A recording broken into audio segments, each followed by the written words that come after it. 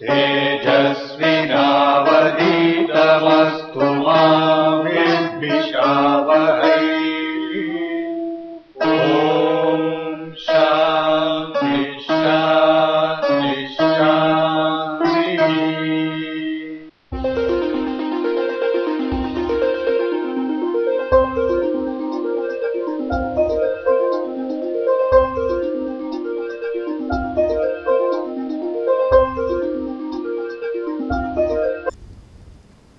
गुरुर्ब्रह्मा गुरुर्विष्णु गुरुदेवो महेश्वरः गुरुः साक्षात् परब्रह्म तस्मै श्री गुरुवे नमः।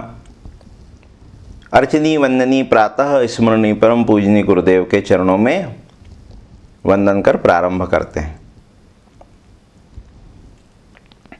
भूमि चयन देख चुके हैं।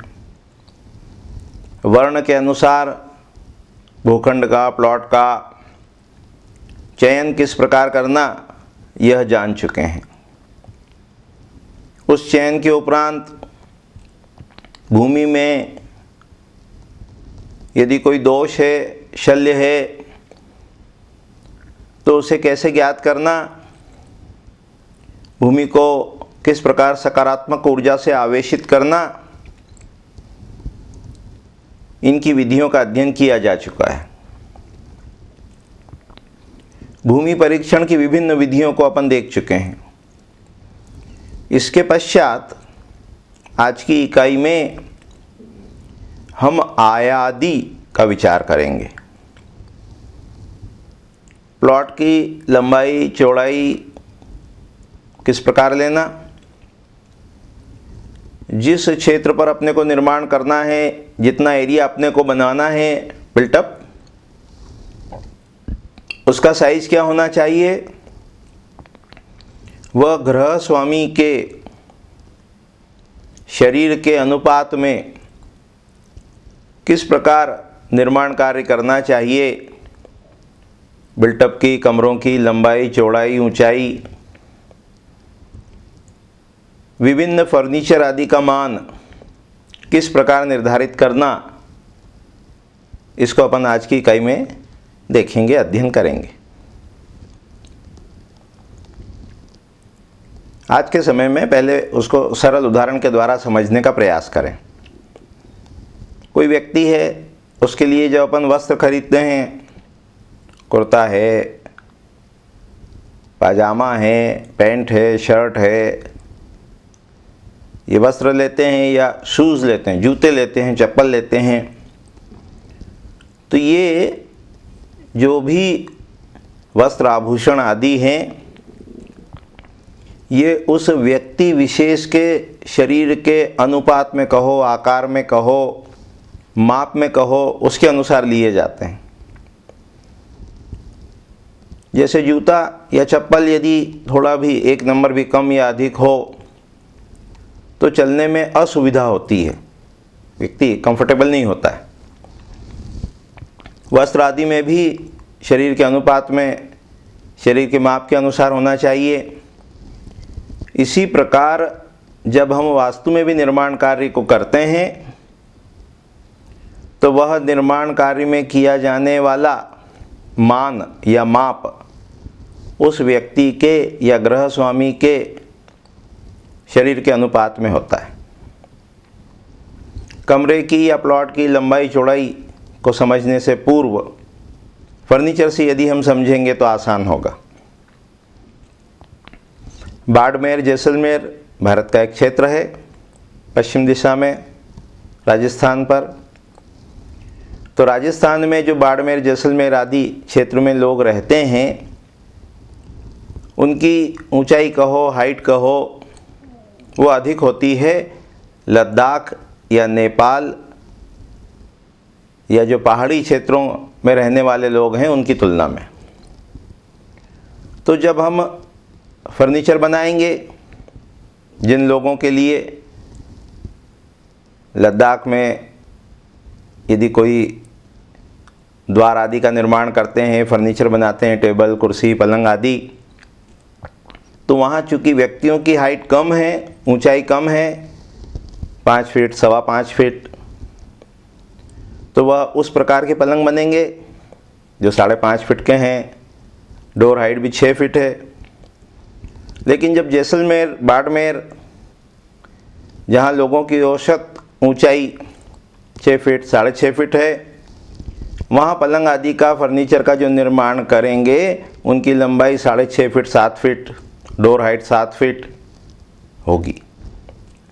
तो क्या इससे निर्धारित हुआ कि व्यक्ति के शरीर के अनुपात में फर्नीचर, डोर फ्रेम, पलंग, टेबल, चेयर, इनका निर्माण किया जाना शुभ होता है। ठीक इसी प्रकार कमरे का भी मान, कमरे का जो मान है, माप है, इसी प्रकार बिल्टअप का और प्लॉट का, यह व्यक्ति के शरीर के अनुसार या अनुपात में बनाया जाता है।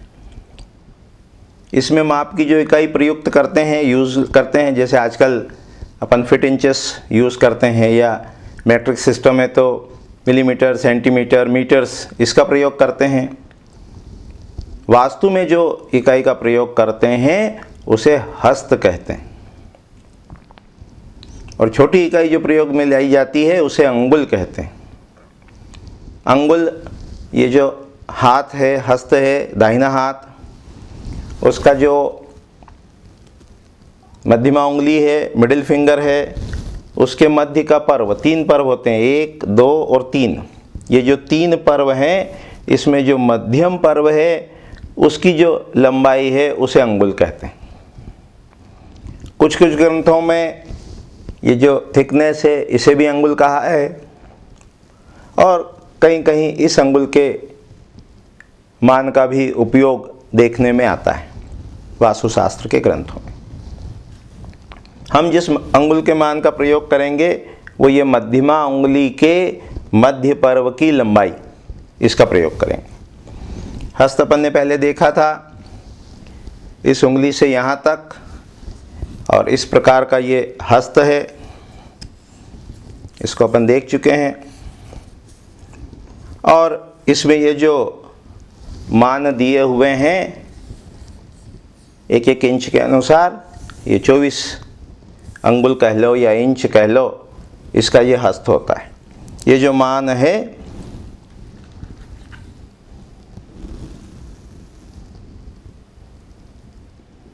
यहाँ पर इसके ये डायमेंशंस दिए हुए हैं। ये जो डायमेंशंस हैं ये लगभग 1 अंगुल कहो, 1 इंच कहो, उसके बराबर होते हैं, है ना। अभी इसमें उतना प्रॉपर फोकस नहीं आ रहा है। ये मान जो यहाँ दिया हुआ है वो 1 अंगुल कहो, 1 इंच कहो, उसके बराबर होता है।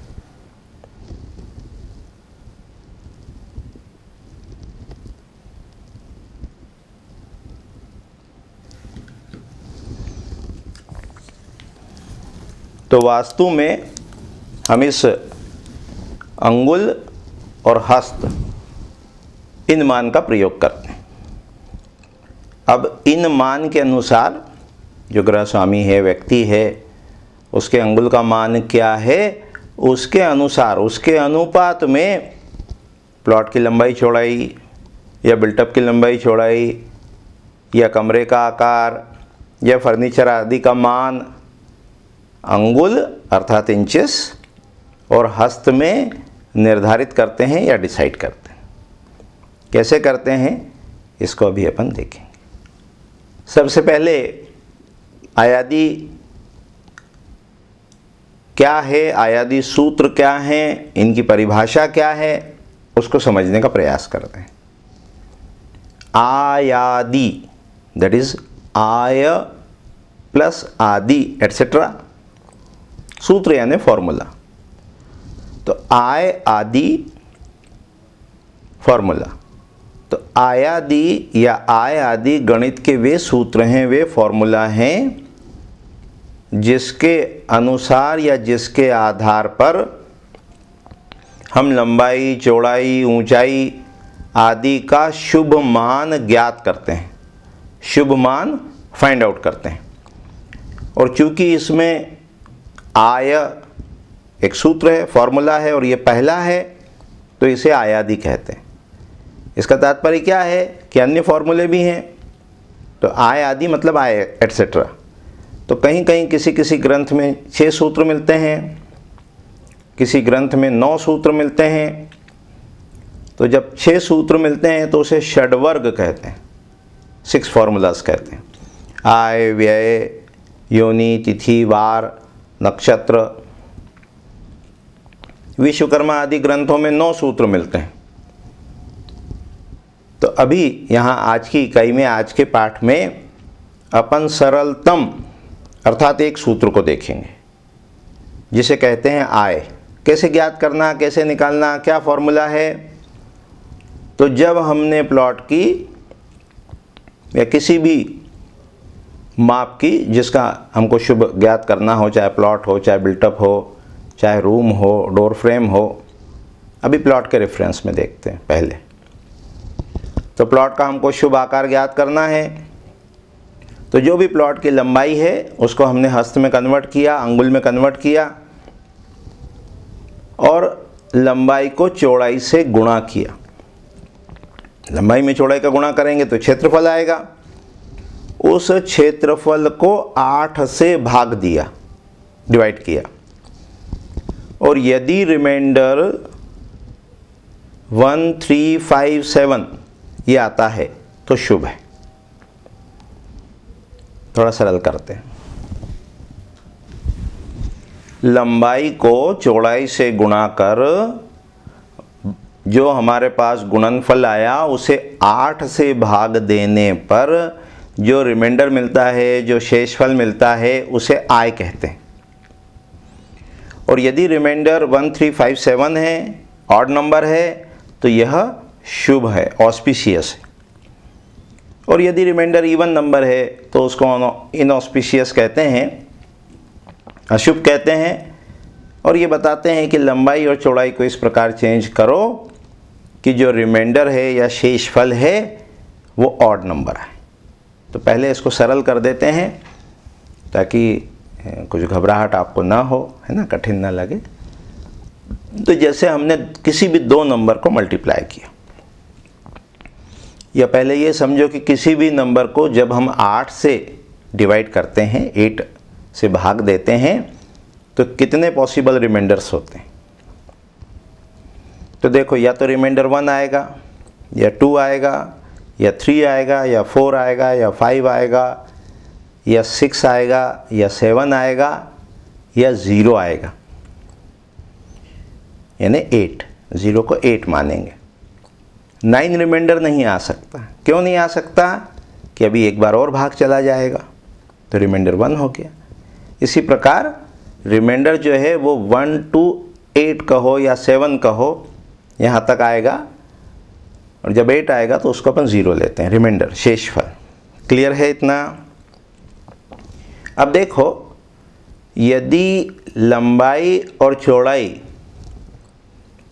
ये दोनों ऑड नंबर हों, जैसे 3 into 5 तो 15 हो गया। तो जब 8 से डिवाइड करेंगे तो रिमाइंडर 7 आएगा। ये 7 कैसा है? ऑड नंबर है, विषम संख्या है। अब मान लो एक नंबर इवन हो, एक नंबर ऑड हो, जैसे 4 और 3, 12 डिवाइडेड बाय 8, रिमाइंडर इज 4। तो ये रिमाइंडर कैसा आया? ये इवन नंबर आया। दोनों इवन नंबर हों, 8 into 6 तो 8 6 जा 48, 8 से डिवाइड करा तो 8 6 जा 48, रिमाइंडर आया 0। पूरा पूरा डिवाइड हो गया। तो देखो, जब कभी भी हम 2 ऑड नंबर को मल्टीप्लाई करेंगे और किसी इवन नंबर अर्थात 8 से डिवाइड करेंगे तो रिमाइंडर ऑड आएगा। तो सरल शब्दों में सूत्र क्या बना कि प्लॉट की लंबाई और चौड़ाई हम इस प्रकार लें कि वो ऑड इंचेस में कहो या अंगुल में कहो वो हो। क्लियर हो रहा है कि नहीं हो रहा है? जैसे एक रूम का डायमेंशन है। अब रूम का डायमेंशन जैसे 10 फीट गुणित 10 फीट, तो 10 फीट के कितने इंचेस हुए? 1 फीट में 12 इंच होते हैं, तो 10 फीट के 120 इंच हुए। तो ये कमरे का डायमेंशन क्या निकाला? 120 इंच गुणित 120 इंच। अब ये डायमेंशन कैसा है? ये इवन नंबर्स हैं, इसको ऑड कर लो या तो 119 कर लो, 119 या 121। लेंथ के और विड्थ के डायमेंशन यदि हम ऑड कर लें और इन नंबर्स को मल्टीप्लाई करके जब डिवाइड करेंगे तो रिमाइंडर जो है वो ऑड आएगा। क्लियर हो रहा है? तो हमें वास्तु के अनुसार जब हम आयादी ज्ञात करते हैं, निकालते हैं, तो नंबर्स कैसे रखना? ऑड नंबर रखना इंचेस में। ये सरलतम सूत्र हो गया कि 2 ऑड नंबर को मल्टीप्लाई करोगे, 8 से डिवाइड करोगे तो रिमाइंडर क्या आएगा? रिमाइंडर हमेशा ऑड आएगा। ऑड रिमाइंडर ऑस्पिशियस है। तो जितने भी डायमेंशन फाइंड आउट करना वास्तु में, अकॉर्डिंग टू वास्तु यदि अपन प्लान करते हैं, चाहे वो डोर फ्रेम हो, चाहे वो पलंग का साइज़ हो, चाहे वो विंडो का साइज़ हो, चाहे वो रूम का साइज़ हो, चाहे वो डोर फ्रेम का साइज़ हो, चाहे वो कोई हमको पोस्टर लगाना है, फ़ोटो फ्रेम लगाना है, जो भी डायमेंशंस हों उनको यदि हम ऑड नंबर में लेंगे तो यह शुभ होता है। स्पष्ट हो रहा है? क्या देख रहे हैं? आयादी सूत्र, आयादी फॉर्मूला। क्या समझा अभी तक? कि वास्तु के अकॉर्डिंग जब डायमेंशंस को अपन फाइंड आउट करते हैं तो वो डायमेंशंस यदि ऑड लेंगे, अंगुला में, इंचेस में, हस्त में, तो वो क्या है? वो डायमेंशंस शुभ होते हैं। स्पष्ट है? इतना सरल है। अब देखो, थोड़ा विषय की गहराई में प्रवेश करते हैं। हमने 2 नंबर को, लेंथ को और विड्थ को मल्टीप्लाई किया और 8 से डिवाइड किया, तो हमारे पास रिमाइंडर कितना हो सकता है? 1 हो सकता है, 2 हो सकता है, 3 हो सकता है, 4 हो सकता है, 5 हो सकता है, 6 हो सकता है, 7 हो सकता है, और 8 कहो या 0 कहो, ये 8 पॉसिबल रिमाइंडर्स, 8 संभावित शेषफल ये हो सकते हैं। अब इनके ये जो रिमाइंडर हमारे पास आए, इनके कुछ नाम होते हैं और उनकी कुछ प्रॉपर्टीज़ होती हैं कि यदि लेंथ और विड्थ को मल्टीप्लाई करके 8 से डिवाइड किया और रिमाइंडर 1 आया तो उसकी क्या प्रॉपर्टी है, उसको कहाँ यूज़ करना चाहिए, किस कार्य के लिए ये रिमाइंडर 1 ऑस्पिशियस है, शुभ है। अब इसको देखेंगे। तो पहले थोड़ा सरल समझें। ये जो रिमाइंडर 1 आया, इसे कहते हैं ध्वज। ध्वज अर्थात फ्लैग, ध्वज आय कहते हैं। कि यदि लेंथ विड्थ को मल्टीप्लाई करके 8 से डिवाइड किया और रिमाइंडर 1 है तो इसे कहते हैं ध्वज। रिमाइंडर 2 है तो उसे कहते हैं धूम। रिमाइंडर 3 है तो उसे कहते हैं सिंह। 4 है तो स्वान। स्वान यानी कुत्ता। कुकुर भी कभी कभी किसी ग्रंथ में मिलता है। स्वान रिमाइंडर 4 है तो। रिमाइंडर 5 है तो उसे कहते हैं वृष। गौ भी कई जगह शब्द मिलता है। वृष यानी वृषभ कह लो, है ना, बैल कह लो, नंदी कह लो। यदि रिमाइंडर 6 है तो उसे कहते हैं खर। खर यानी गधा। 7 है तो कहते हैं गज। गज यानी हस्ती, हाथी। और यदि रिमाइंडर 8 है तो उसे कहते हैं ध्वांश, काक, कौवा। तो ये आय के नॉमनक्लेचर है, उनके नाम हैं। ये जो नाम हैं ये इनकी प्रॉपर्टीज भी है, इन आय के गुण भी हैं। रिमाइंडर 1 क्या है? ध्वज। 2 क्या है धूम, 3 क्या है सिंह, 4 क्या है स्वान, 5 क्या है वृष, 6 क्या है खर, 7 क्या है गज, और 8 कहो 0 कहो वो क्या है ध्वांश। इन आय का ये जो शेषफल 1 2 3 4 5 6 7 8 आए या 0 आया, और डायरेक्शन का, दिशाओं का आपस में संबंध होता है।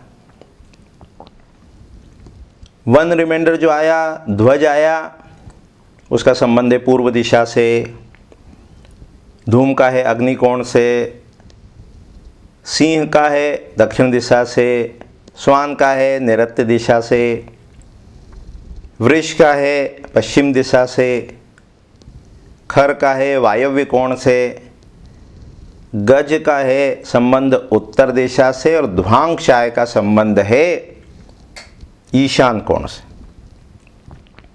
ये जो 8 आए हैं इनका संबंध 8 दिशा और विदिशा से। अभी समझाते हैं कैसा संबंध है और किन किन कार्यों के लिए कौन कौन सी आय या दिशा शुभ है, इसे भी अभी देखते हैं। पहले क्या समझा, क्या जाना कि ये जो रिमाइंडर्स हैं इनके क्या नाम हैं। 1 को ध्वज, फिर धूम, सिंह, स्वान, वृष, खर, गज, काक, ये 1 2 3 4 5 6 7 8 आय के नाम हैं। दिशा क्या है, पूर्वादि दिशा है, पूर्व, आग्नेय, दक्षिण, नैऋत्य, पश्चिम, वायव्य, उत्तर और ईशान, ये आय की दिशा हो गई। अब रिमाइंडर 1 जिसे ध्वज कहा, वह सभी कार्यों के लिए शुभ है।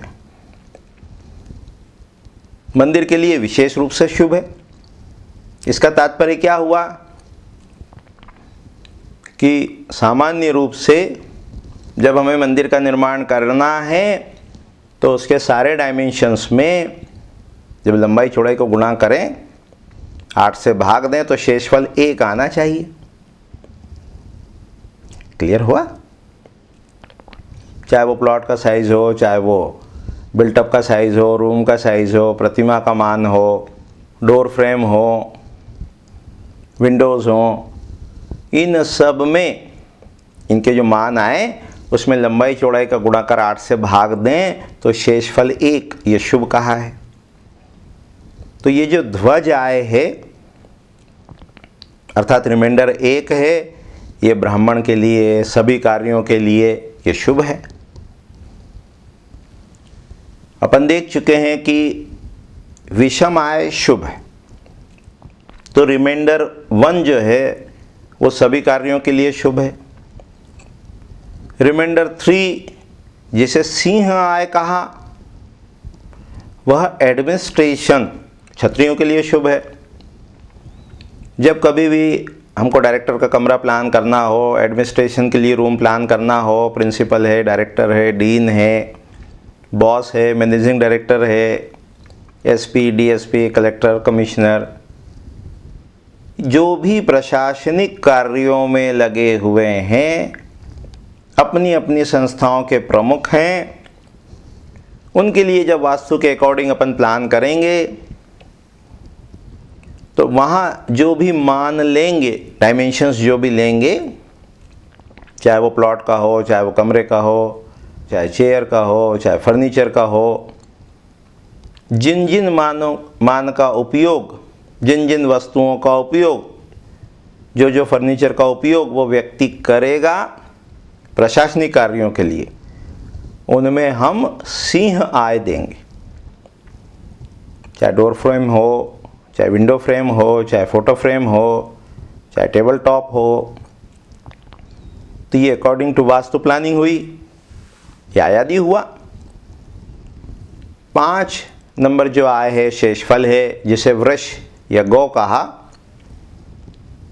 वह वेश्यों के लिए शुभ है। बिजनेस टेंडेंसीज को इन्हांस करता है, व्यवसाय की, व्यापार की वृद्धि कराता है या करता है। तो व्यापारी के लिए या बिजनेस एक्टिविटीज़ के लिए आय जो है वो वृष शुभ कही गई है। 7 नंबर आय जो ऑस्पिशियस बताई है वो जल स्थान के लिए, बेडरूम के लिए, वाटर बॉडीज़ के लिए, वापी है, कुआं है, तड़ाग है, तालाब है, वाटर टैंक है, शयन कक्ष है, मनोरंजन के जो साधन हैं, डिस्कोथेक है, मनोरंजन कक्ष है, थिएटर है, नाट्यगृह हैं, नाट्यशालाएं हैं, वहाँ गज आय शुभ है। आमोद प्रमोद के लिए गज आय शुभ बताई गई। तो एक्सपर्टीज क्या हुई, विशेषता क्या हुई कि विषम आय तो शुभ हैं, वो ठीक है। विषम आय में भी रिमाइंडर 1 सभी के लिए ऑस्पिशियस है। रिमाइंडर 3 एडमिनिस्ट्रेटिव एक्टिविटीज़ को इन्हांस करता है। रिमाइंडर 5 बिजनेसमैन के लिए शुभ है, व्यापारियों के लिए शुभ है। और रिमाइंडर जो 7 है वो वाटर बॉडीज़, शयन कक्ष, भोग विलास, आनंद, इसके लिए शुभ है। जब विषय में आपकी एक्सपर्टीज हो जाएगी तब बताएंगे, तब आप प्रयोग करेंगे कि सम आय कहाँ शुभ है। जैसे अभी अपन ने 2, 4, 6, 8 और 0 को अशुभ बताया। जब एक्सपर्टीज हो जाएगी विषय में तब इस विषय को समझेंगे कि सम आय किसके लिए शुभ है। जो अग्नि से आजीविका करते हैं, जो सोने चांदी आदि का व्यापार व्यवसाय करते हैं, कपड़ों से आजीविका जिनकी चलती है, वस्त्रों से आजीविका जो चलाते हैं, उनके लिए धूम आय शुभ है। ध्वांगशाय साधु के लिए, सन्यासी के लिए, उनके लिए ऑस्पिशियस है, शुभ है। इसी प्रकार नट आदि जो लोग होते हैं, एक्टिविटी परफॉर्म करते हैं, उनके लिए स्वान आय शुभ है। तो ये जो सम विषम आय हैं ये अलग अलग व्यक्तियों के लिए शुभ है। इन जनरल शुरू में अभी जो आप प्लानिंग करेंगे उसमें विषम आय शुभ है 1357, ये रिमाइंडर ऑस्पिशियस है। सरल और करें तो लेंथ और विड्थ इसको ऑड ले लेंगे तो रिमाइंडर ऑड आएगा। क्लियर हो रहा है? तो आज की इकाई में, आज के पाठ में अपन ने क्या समझा, क्या जाना कि वास्तु के अनुसार जब हम मानका या माप का निर्धारण करते हैं, चाहे वो प्लॉट का हो, चाहे बिल्टअप का हो, चाहे कमरे का हो, चाहे फर्नीचर्स का हो, तो इनके लिए जिस माप की इकाई का प्रयोग करते हैं वह हस्त और अंगुल है। प्रारंभिक स्तर पर आप अंगुल लेके चल सकते हैं। और यह अंगुल है ना, इसमें जो डायमेंशंस हों वो विषम अंगुल में होना चाहिए। और सरल करें तो अंगुल को आप इंच के बराबर प्रारंभिक अवस्था में ले सकते हैं। अंगुल अपन देख चुके हैं, मध्यमा उंगली के मध्य पर्व का मान है। जैसे कोई कमरा है 10 फीट का अर्थात 120 इंच का है, तो वो डायमेंशन आपको 119 या 121 लेना चाहिए। ये टेबल टॉप है, यदि ये 4 फीट का है 48 इंचेस का, तो इसको 47 लेंगे या 49 लेंगे। इसी प्रकार इसकी विड्थ है, मान लो 2 फीट है 24 इंचेस है, तो उसको 23 लो या 25 लो। तो विषम अनुपात जो है, विषम डायमेंशन जो है, इसको ऑस्पिशियस कहा है। लंबाई चौड़ाई का गुणाकर 8 से भाग देने पर जो शेषफल आता है उसे आय कहते हैं। 1357 ये रिमाइंडर या शेषफल ऑस्पिशियस है। 1 रिमाइंडर सभी के लिए ऑस्पिशियस है, ब्राह्मण के लिए और मंदिर के लिए विशेष रूप से शुभ कहा है। 3 रिमाइंडर एडमिनिस्ट्रेटिव एक्टिविटी के लिए, 5 बिजनेस एक्टिविटी के लिए, 7 वाटर बॉडीज़ के लिए और आनंद के लिए शुभ कहा है। जैसे कार्य के लिए हमको उपयोग करना है उस कक्ष का, उस प्रकार की आय उसमें देना चाहिए। स्पष्ट है? आय आदि के 6 सूत्र भी मिलते हैं, 9 भी मिलते हैं, वो विषय की गहराई है। जब 6 सूत्र मिलते हैं तो उसको षड्वर्ग कहते हैं। तो इस प्रकार से हम जितना भी निर्माण कार्य करें उसमें आय का ध्यान रखना चाहिए। आज इतना ही कह के वाणी को विराम देते हैं। ओम शांति शांति शांति।